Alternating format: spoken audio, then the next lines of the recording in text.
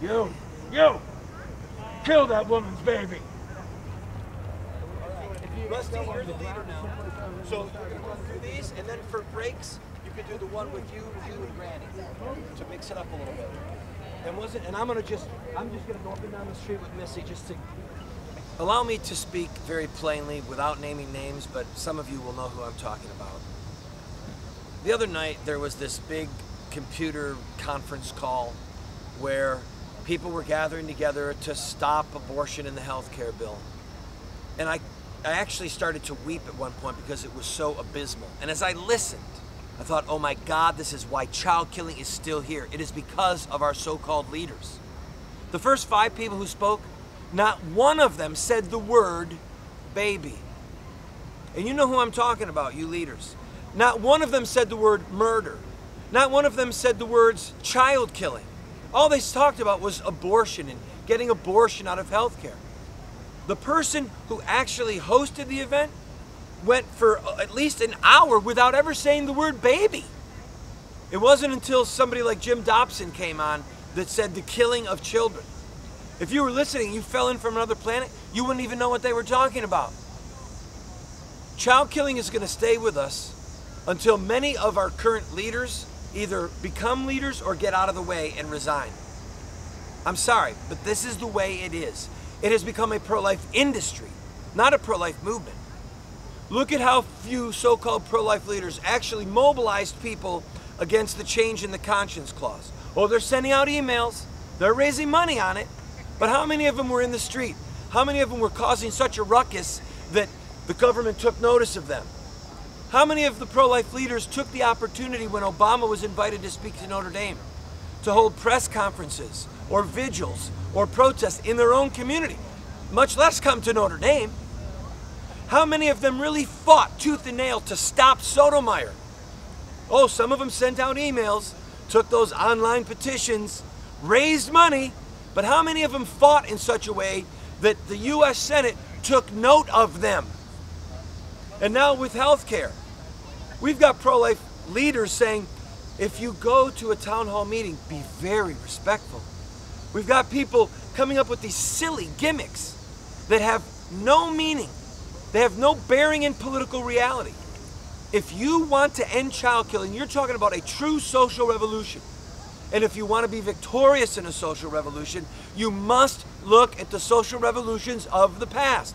Look at the Stamp Act, the Boston Tea Party, the abolition of slavery, the end of child labor, women's voting rights, the end of segregation. Look at the things that they did. Look at the peace movement of the 60s against the Vietnam War. Look at the things that rocked a nation and follow their example as long as it's ethical. Okay? So these people who are not only speaking against what we're doing, but they're not doing anything. We've got pro-life gossip columnists. We have pro-life pontificators making statements about what should and shouldn't be done. Get off your hind end and do something. Let me see the scars on your back. Let me see the list of your enemies. People who know who you are and dread you. You are not a force in the pro-life movement. You are not a dread to hell. The pro-life, the pro-abortion baby killers, they don't even know who you are. You are not a threat to them. You're a part of why child killing continues. And when someone tells you to go in front of an abortion mill and not carry a sign that shows a dead baby, you leaders who are doing that, you're gutting our future activists. You're carving their guts out. You're robbing them of the courage that they need. You're robbing them of the very tools of social revolution. Can you imagine going to somebody who's against anti-Semitism and saying, you, don't show pictures of a Nazi. Don't show pictures of dead Jews.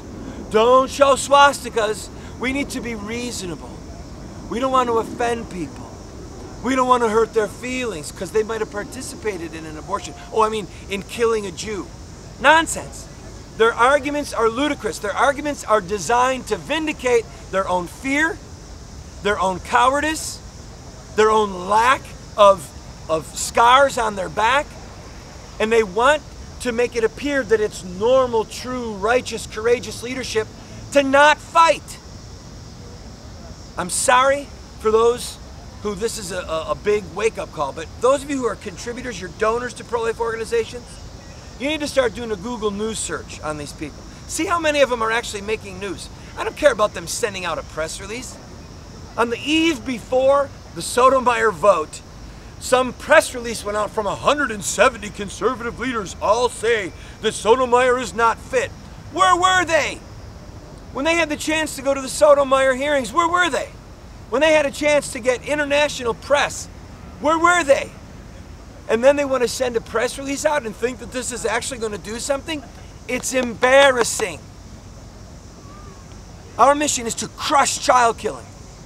And if you want to be a part of that, you have to look at the sacrifices, the actions, the images, the controversy that happened in generations past and learn from those. Then, and only then, will we prevail in this battle. And until then, we're going to just grind out dead babies. But if God touches our heart, and some of you join with us, you will be the sledgehammer in the hand of God, the axe that God uses to lay to the root of the tree.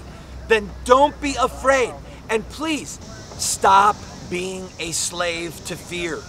It is servile fear in the hearts of our bishops, our priests, our evangelical leaders, who value their own comfort more than justice, who value the opinions of men more than crushing child killing underfoot. Throw off that servile fear. Throw off the shackles that have hindered us from moving on towards victory. And please, don't listen to so-called leaders who are telling you to not go into the streets, to not go to DC and lobby face to face. Nonsense about tearing up pieces of paper or sending tea bags in the mail. Send yourself to Washington, DC, and make yourself available to God and say, God, here am I, send me, make me the weapon in your hand that crushes legalized child killing and drives it back to hell where it came from. Amen. Insurrecta! Insurrecta! Insurrecta!